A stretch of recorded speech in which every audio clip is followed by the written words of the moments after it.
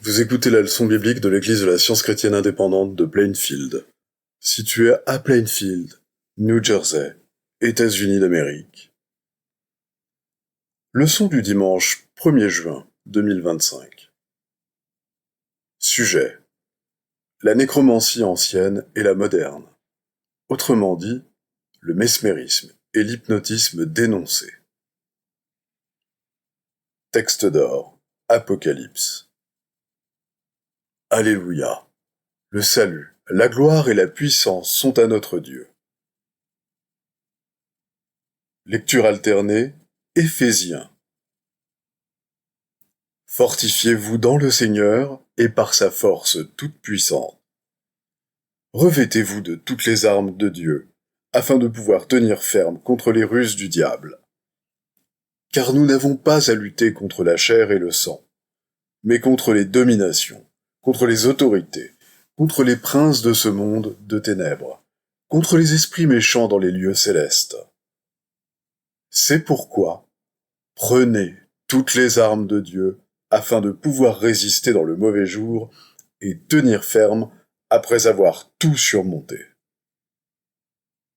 Tenez donc ferme, ayez à vos reins la vérité pour ceinture, revêtez la cuirasse de la justice. Mettez pour chaussure à vos pieds le zèle que donne l'évangile de paix. Prenez par-dessus tout cela le bouclier de la foi, avec lequel vous pourrez éteindre tous les traits enflammés du malin. Prenez aussi le casque du salut et l'épée de l'esprit, qui est la parole de Dieu. La Bible. Quand l'ennemi viendra comme un fleuve, l'Esprit de l'Éternel le mettra en fuite. Celui qui demeure sous l'abri du Très-Haut repose à l'ombre du Tout-Puissant. Je dis à l'Éternel, mon refuge et ma forteresse, mon Dieu en qui je me confie. Car c'est lui qui te délivre du filet de l'oiseleur, de la peste et de ses ravages. Il te couvrira de ses plumes, et tu trouveras un refuge sous ses ailes. Sa fidélité est un bouclier et une cuirasse. Tu ne craindras ni les terreurs de la nuit, ni la flèche qui vole de jour, ni la peste qui marche dans les ténèbres, ni la contagion qui frappe en plein midi. Que 1000 tombent à ton côté et 10 000 à ta droite, tu ne seras pas atteint. De tes yeux seulement tu regarderas, et tu verras la rétribution des méchants. Car tu es mon refuge, ô Éternel, tu fais du Très-Haut ta retraite. Aucun malheur ne t'arrivera, aucun fléau n'approchera de ta tente. Car il ordonnera à ses anges de te garder dans toutes tes voies. Ils te porteront sur les mains de peur que ton pied ne heurte contre une pierre. Tu marcheras sur le lion et sur l'aspic. Tu fouleras le lionceau et le dragon. Puisqu'il m'aime, je le délivrerai, je le protégerai, puisqu'il connaît mon nom. Il m'invoquera et je lui répondrai. Je serai avec lui dans la détresse, je le délivrerai et je le glorifierai. Je le rassasirai de longs jours et je lui ferai voir mon salut. Le roi de Syrie était en guerre avec Israël, et dans un conseil qu'il tint avec ses serviteurs, il dit : mon camp sera dans un tel lieu. Mais l'homme de Dieu fit dire au roi d'Israël : garde-toi de passer dans ce lieu, car les Syriens y descendent. Et le roi d'Israël envoya des gens pour s'y tenir en observation vers le lieu que lui avait mentionné et signalé l'homme de Dieu. Cela arriva non pas une fois, ni 2 fois. Le roi de Syrie en eut le cœur agité.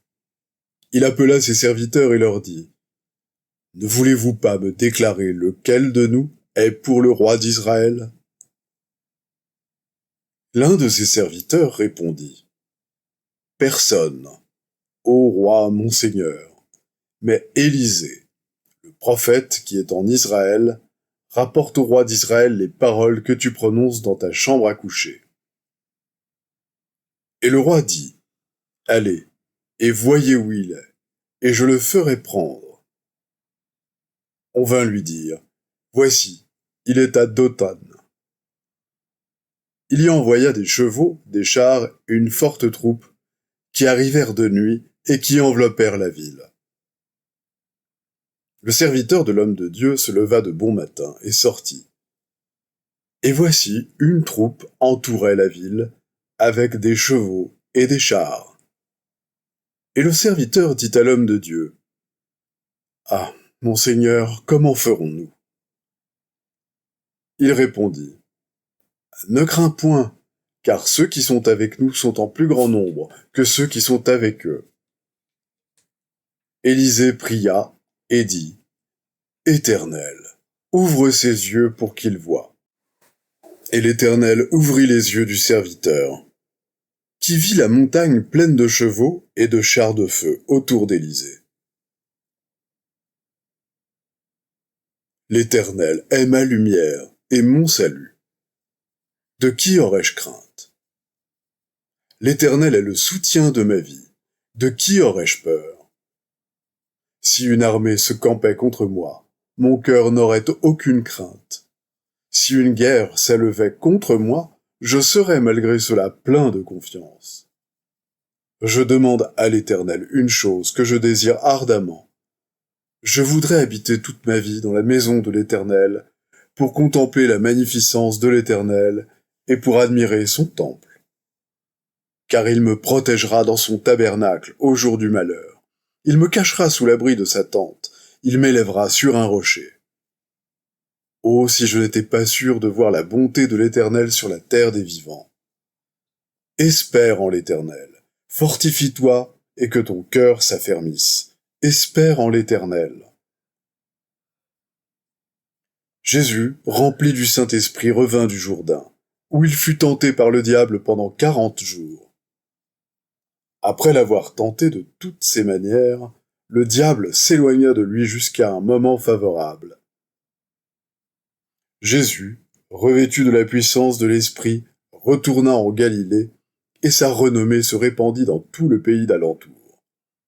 Il enseignait dans les synagogues, et il était glorifié par tous.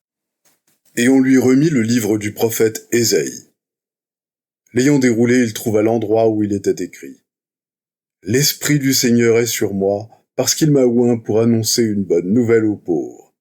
Il m'a envoyé pour guérir ceux qui ont le cœur brisé, pour proclamer aux captifs la délivrance et aux aveugles le recouvrement de la vue, pour renvoyer libres les opprimés, pour publier une année de grâce du Seigneur. » Alors il commença à leur dire, « Aujourd'hui, cette parole de l'Écriture que vous venez d'entendre est accomplie. » Ils furent tous remplis de colère dans la synagogue, lorsqu'ils entendirent ces choses. Et s'étant levés, ils le chassèrent de la ville, et le menèrent jusqu'au sommet de la montagne sur laquelle leur ville était bâtie, afin de le précipiter en bas. Mais Jésus, passant au milieu d'eux, s'en alla. Soumettez-vous donc à Dieu, résistez au diable, et il fuira loin de vous. Approchez-vous de Dieu, et il s'approchera de vous. Humiliez-vous devant le Seigneur, il vous élèvera. Je vais maintenant lire les passages corrélatifs tirés du livre d'études de la science chrétienne, Science et santé avec la clé des Écritures de Mary Baker Eddy. Il n'y a pas de pouvoir en dehors de Dieu. L'omnipotence a tout pouvoir, et reconnaître quelque autre pouvoir, c'est déshonorer Dieu. Le mal n'a ni pouvoir ni intelligence, car Dieu est le bien, et par conséquent le bien est infini. Il est tout. Aucune hypothèse concernant l'existence d'un autre pouvoir ne devrait faire intervenir un doute ou une crainte de nature à entraver la démonstration de la science chrétienne. Vous rendez la loi divine de la guérison obscure et sans effet quand vous mettez en balance l'humain avec le divin, ou quand de quelque façon vous limitez dans votre pensée l'omniprésence et l'omnipotence de Dieu. Le mesmérisme est une illusion mortelle matérielle. Le magnétisme animal est l'action volontaire ou involontaire de l'erreur sous toutes ses formes. C'est l'antipode humain de la science divine. La science doit triompher du sens matériel et la vérité de l'erreur, mettant ainsi fin aux hypothèses renfermées dans toutes les théories et pratiques erronées. Ainsi qu'on l'appelle en sciences chrétiennes, le magnétisme animal ou hypnotisme est le terme spécifique désignant l'erreur ou entendement mortel. C'est la fausse croyance que l'entendement est dans la matière et qu'il est à la fois mauvais et bon, que le mal est aussi réel que le bien et plus puissant. Cette croyance n'a pas une seule qualité de la vérité. Elle est ou ignorante, ou maligne. La forme maligne de l'hypnotisme aboutit à l'idiotie morale. Les vérités de l'entendement immortel soutiennent l'homme, et elles annihilent les fables de l'entendement mortel, dont les prétentions criardes et vaines, semblables aux sottes phalènes, se brûlent les ailes et tombent en poussière. Le magnétisme animal n'a pas de base scientifique, car Dieu gouverne tout ce qui est réel, harmonieux et éternel, et son pouvoir n'est ni animal ni humain. Puisque la base du magnétisme animal n'est qu'une croyance, et que cette croyance est animale, dans la science, le magnétisme animal, mesmérisme ou hypnotisme est une simple négation, ne possédant ni intelligence, ni pouvoir, ni réalité, et au sens mortel, c'est un concept irréel du prétendu entendement mortel. Il n'y a qu'une attraction réelle, celle de l'esprit.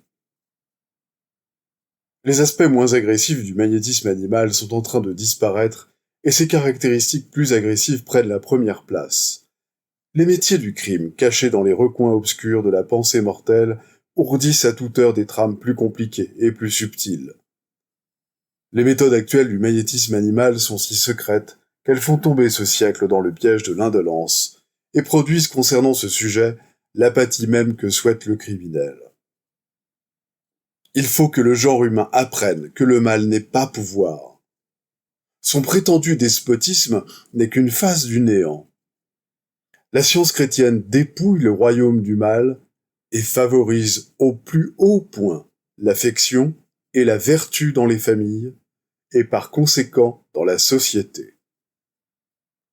L'apôtre Paul appelle la personnification du mal le Dieu de ce siècle et la définit en outre en tant que dissimulation et fourberie.